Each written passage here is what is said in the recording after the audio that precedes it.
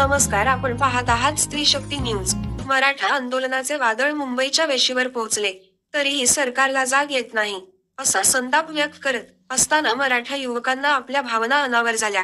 आरक्षणाच्या मागणीसाठी समाज बांधवांचा बळी गेला, तरुणांनी आत्महत्या केली, हे सांगत असताना आंदोलकांना अश्रू अनावर झाले। तेव्हा आता कोणत्याही परिस्थिती मागे हटणार नाही, असं सांगत उद्योग नगरी पिंपरी चिंचवड मध्ये मराठा बांधवांनी मनोज जरांगे पाटील यांच्या सोबत जाण्याचा निर्धार केला।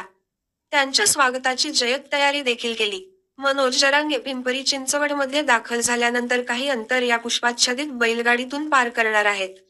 त्याआधी आम्ही त्यांच्या समर्थकांच्या भावना जाणून घेतल्या। बघूया सविस्तर रिपोर्ट काय आहे। आपलं शेतकऱ्याचं एक अस्मित म्हणून बैलगाडी आहे आपली, आणि आपण त्यांना जेवढं चिंचवडचा प्रवास आहे तेवढं आपण अख्खं त्यांना बैलगाडीत करणार आहोत।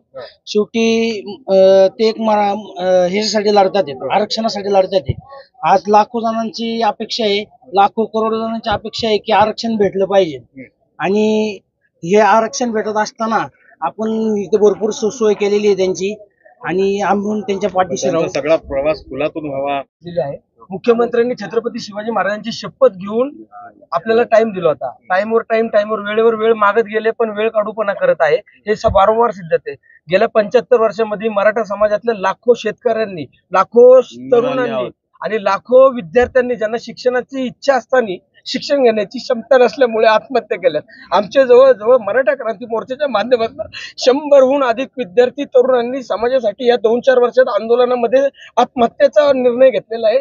शाळेला फी नाही, बससाठी पैसे नाही, ह्याच्यासाठी लाखो तरुणांनी आमच्या आत्महत्या केल्या, तरी या सरकारचे डोळे उघडत नाहीये। आणि आता हे सरकारला आम्ही त्यांच्या बळीला, आश्वासनांच्या बळी पडणार नाहीये।